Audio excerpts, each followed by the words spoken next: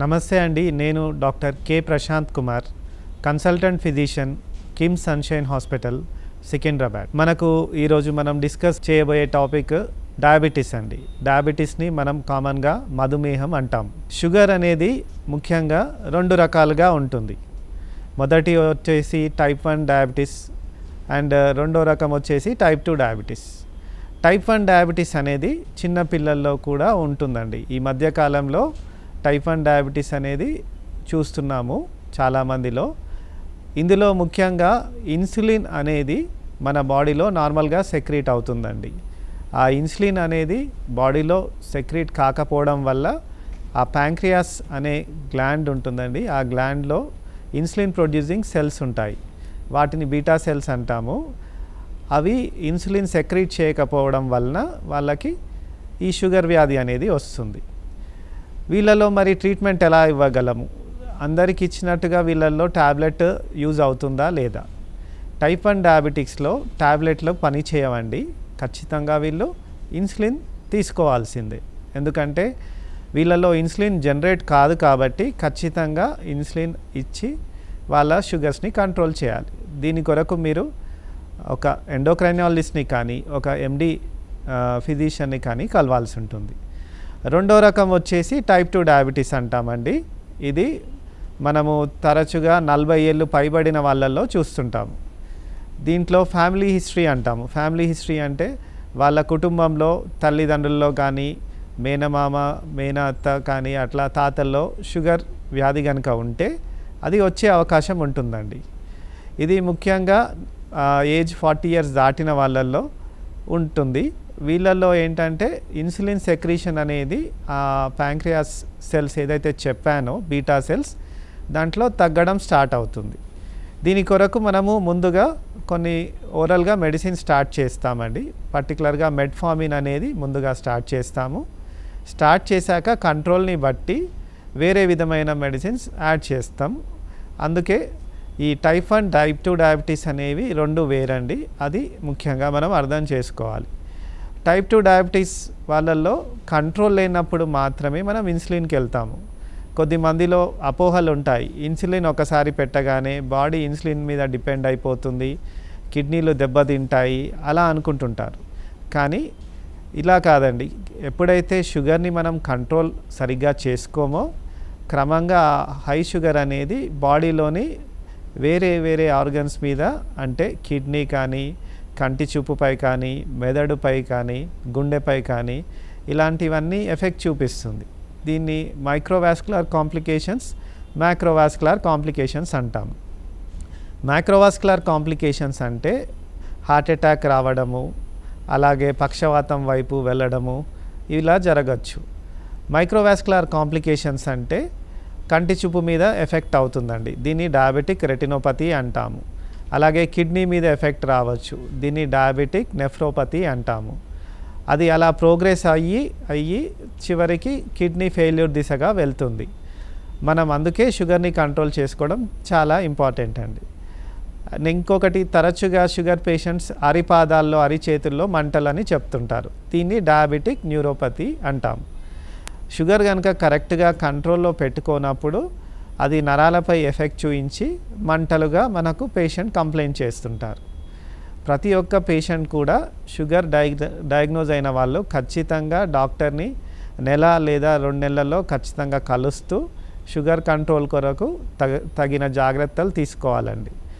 Tablets ఒక్కటే కాకుండా మన ఆహారపు అలవాట్లు, రెగ్యులర్గా డైట్ చేయడము, ఎక్సర్సైజ్ చేయడము, అంటే ఉదయాన్నే వాకింగ్ వెళ్ళడము ఇలాంటివన్నీ చేస్తుండాలండి. ఈ ఫిజికల్ యాక్టివిటీ అలాగే డైట్ చాలా ఇంపార్టెంట్ అండి. ఓన్లీ మెడిసిన్స్ తీసుకుంటున్నాము, షుగర్ కంట్రోల్ కావట్లేదు అనుకునే దానికంటే కూడా మనం రోజువారీ చేసే పనుల్లో ఎక్సర్సైజ్, ఫిజికల్ యాక్టివిటీ ఎంత ఉంది, మనం తీసుకునే డైట్లో ముఖ్యంగా హై కార్బోహైడ్రేట్ డైట్ అంటాం, అది అవాయిడ్ చేయాలి. అప్పుడే మనకు షుగర్ కంట్రోల్లోకి వస్తుంది.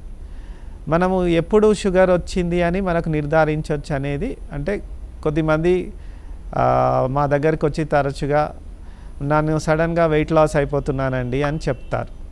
ఆ వెయిట్ లాస్ అనేది అప్పుడు మేము షుగర్ టెస్ట్ రాస్తే దాంట్లో షుగర్ బయటపడవచ్చండి.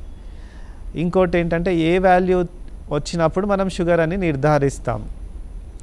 ముఖ్యంగా ఫాస్టింగ్ అంటే తినకముందు బ్లడ్ టెస్ట్, అలాగే పోస్ట్ ప్రాండియల్ అంటాం, తిన్నాక గంటన్నరకు చేసే టెస్ట్. ఈ రెండు చూస్తాము. దాంట్లో ఫాస్టింగ్ షుగర్ నార్మల్గా అయితే 110 కంటే తక్కువ ఉండాలి. 110 నుండి 125 మధ్యలో ఉంటే దాన్ని ప్రీ డయాబెటీస్ అంటాము. 125 పైబడిన వాళ్ళల్లో షుగర్ ఉన్నట్టుగా చెప్తాము. అలాగే పోస్ట్ ప్రాండియల్ అంటే తిన్నాక చేసిన బ్లడ్ టెస్ట్లో 140 లోపు ఉండడము నార్మల్ అండి. 140 నుండి 200 వరకు ఉండడము అది ప్రీ డయాబెటీస్. మోర్ దాన్ 200 అంటే 200కు పైన ఉన్న వాళ్ళని డయాబెటిక్గా గుర్తిస్తాము. అప్పుడప్పుడు వాల్యూస్ కొన్ని అంటే ఫాస్టింగ్ వచ్చేసి 125, పోస్ట్ లంచ్ వచ్చేసి 150 అలా ఉంటే HbA1c అనే టెస్ట్ కూడా చేస్తాం. HbA1c అంటే 3 నెలల్లో మన శరీరంలోని షుగర్ విలువలు ఎలా ఉన్నాయో తెలుస్తాయి.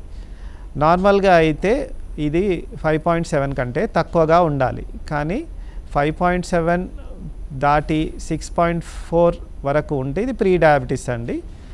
6.5 అంటే 6.5 ఆ పైబడి ఉంటే మాత్రం ఇది షుగర్ కింద మనం కన్సిడర్ చేసుకోవచ్చు. సో ముఖ్యంగా ఇంకొక డౌట్ ఏంటి, ప్రీ డయాబెటీస్ అంటే షుగర్కి ముందు స్టేజ్ అండి.